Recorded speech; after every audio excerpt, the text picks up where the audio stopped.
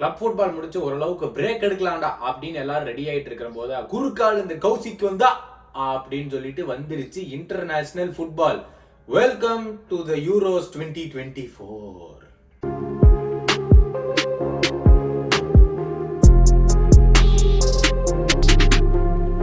Back to football பேச்சு. இந்த season of சீசன்ல வந்து இன்டர்நேஷனல் கேம்ஸ் நடக்க உள்ளது.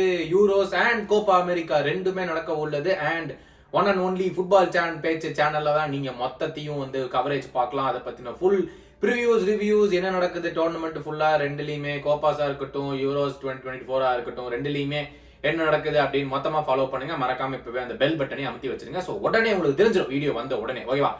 இந்த வீடியோல யூரோஸ் என்ன நடக்க உள்ளது. போன வருஷம் யூரோஸ் ஒரு சின்ன ஒரு பிளாஷ்பேக் போய் பார்த்தோம்னா யாருனாலே அந்த யூரோஸை வந்து மறக்கவே முடியாது. மிகப்பெரிய ஒரு சம்பவங்கள் பெனல்டி ஷூட் அவுட்ல நடந்தது. 2 பிளேயர்ஸை பெனல்டி ஷூட் அவுட்டுக்குனே கொண்டு வந்தாங்க. பட் அவங்க 2 பேருமே ஸ்டார் கிட்ஸ். அவங்க 2 பேருமே மிஸ் பண்ணிட்டாங்க அந்த பெனல்ட்டியை. ரொம்ப அன்பார்ச்சுனேட்டான சர்க்கம்ஸ்டான்சஸ். அந்த 2 பேருமே வந்துட்டு அதுலயும் சாக்காலா வந்து 17 வயசோ 18 வயசோ அப்போ பயங்கரமான பிரஷர்ல வந்து அந்த பெனல்ட்டி எடுக்க வந்தாப்ல. But unfortunately he miss that penalty. And Italy வந்து 1-1 டிரா, ரெகுலர் டைம்ல 1-1 டிரா இருந்து பெனல்டிஸ்ல வந்து இட்டலி ஒன் த யூரோஸ் 2020. ஸோ அடுத்ததா யூரோஸ் 2024 இந்த சம்மர்ல நடக்க உள்ளது.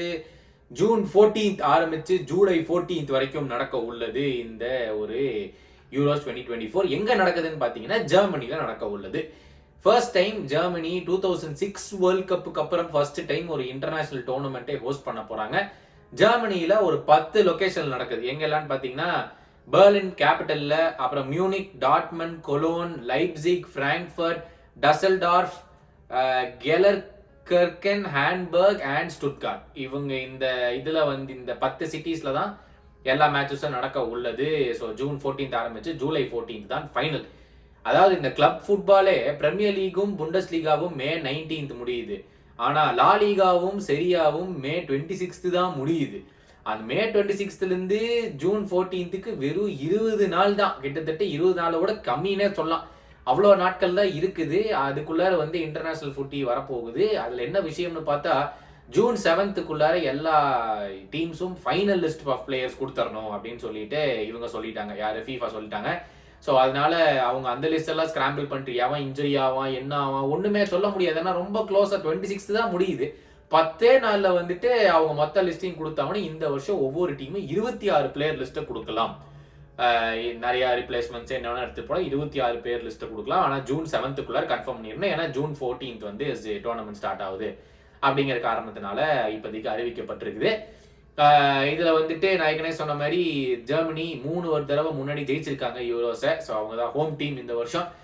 வி ஹேவ் 6 குரூப்ஸ் இந்த வருஷம். 24 டீம்ஸ் விளையாடுறாங்க. 6 குரூப்ஸ் இருக்குது.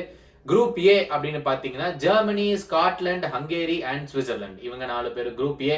குரூப் பி தான் நான் குரூப் ஆஃப் டெத் அப்படின்னு கால் பண்ணுவேன். ஏன்னா Spain, குரோஏஷியா, idli and Albania 3 teams இருக்காங்க. குவாலிஃபை ஆகிறதுக்கான வாய்ப்பு 3 டீமுக்குமே இருக்கு. அதை நான் எப்படின்னு சொல்றேன். பட் இதான் வந்து கிட்டத்தட்ட குரூப் ஆஃப் டெத் மாதிரி இருக்கு. குரூப் சில Slovenia, Denmark, Serbia and England. Group டில வந்து Poland, Netherlands, Austria and France. இதுவும் கொஞ்சம் இன்ட்ரெஸ்டிங்கான குரூப்பா இருக்கலாம். ஏன்னா போலண்ட் அண்ட் ஆஸ்திரியா 2 பேருமே வெரி வெரி இன்ட்ரெஸ்டிங் டீம்ஸ். அவங்க ஸ்டார் ஸ்டட்டட் பிளேயர்ஸ் அத்தனை பேர் இல்லைனால வெரி வெரி இன்ட்ரெஸ்டிங் டீம் அவங்க 2 பேருமே. குரூப் இல Belgium, Slovakia, Romania and Ukraine. இவங்க 4 பேர் குரூப் இ. அண்ட் ஃபைனலா குரூப் எஃப்ல டர்க்கியே, ஜார்ஜியா, போர்ச்சுகல் அண்ட் செக்கியா. இவங்க 4 பேர் சேர்ந்து மொத்தமா 6 குரூப் இருக்குது. ஸோ இதுக்கப்புறம் இவங்க எல்லாருமே ஆப்போனன்ட் ஒன்ஸ் விளையாடுவாங்க. 3 மேட்சஸ் விளையாடுவாங்க. குரூப் ஃபேஸஸ்க்கு அப்புறம் top 2 in each group automatically go to the knock out stages. ஆனால் நாக் அவுட் ஸ்டேஜஸ்ல லாஸ்ட் 16, ஸோ 16 டீம்ஸ் இருக்குது. 6 குரூப்ல இருந்து 2 டீமா போச்சுன்னா 12 தான் வரும். ஸோ எக்ஸ்ட்ரா 4 பிளேஸ் எங்க இருந்தா கௌதம் வரும் அப்படின்னு கேட்டீங்கன்னா இந்த 6 குரூப்லயுமே சேர்த்து வச்சு 4 தேர்ட் பிளேஸ் பினிஷ் பண்ண 4 கண்ட்ரீஸ் வந்து போயிடுவாங்க. யார் பெஸ்டான 4 கண்ட்ரீஸோட ரெக்கார்ட் எடுத்து பார்ப்பாங்க. அந்த 6ல 4 will go into the round of 16 phases. round of 16ல வந்து as usual 16 will become the quarter final, semi final and the final. So group stage எப்போ நடக்கும்னு பார்த்தீங்கன்னா ஜூன் 16ல இருந்து 26 11 நாள் வந்து குரூப் ஸ்டேஜ் நடக்கும். ரவுண்ட் ஆஃப் 16 வந்து June 30th and July 1st. இந்த 2 நாள்ல வந்து round of 16 quarter finals July 5 and 6, semifinals July 9 and 10, அதுக்கப்புறம் 3 நாள் பிரேக் அண்ட் ஜூலை 14th தான் ஃபைனல்ல நடக்க உள்ளது.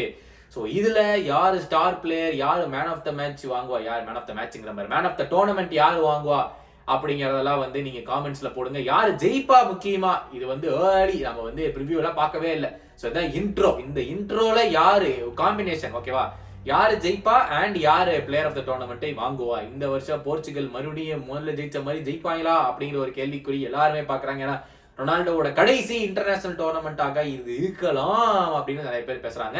ஸோ அதுவாக இருந்தாலும் சொல்லுங்க. பட் யாரு அப்படின்னு சொல்லி காமெண்ட்ஸ்ல வைங்க. கூடிய சீக்கிரம் வந்து ஒவ்வொரு குரூப்பையும் ப்ரிவியூஸ் வீடியோல உங்களை சந்திக்கிறேன். நான் ஏதாச்சும் மிஸ் அவுட் பண்ணியிருந்தேன்னா இந்த இன்ட்ரோ ஃபார் த யூரோ 2024 அதே காமெண்ட்ஸ்ல போடுங்க. ஓகேவா, கூடிய சீக்கிரம் உங்களை மீட் பண்றது கௌதம் சைனியா.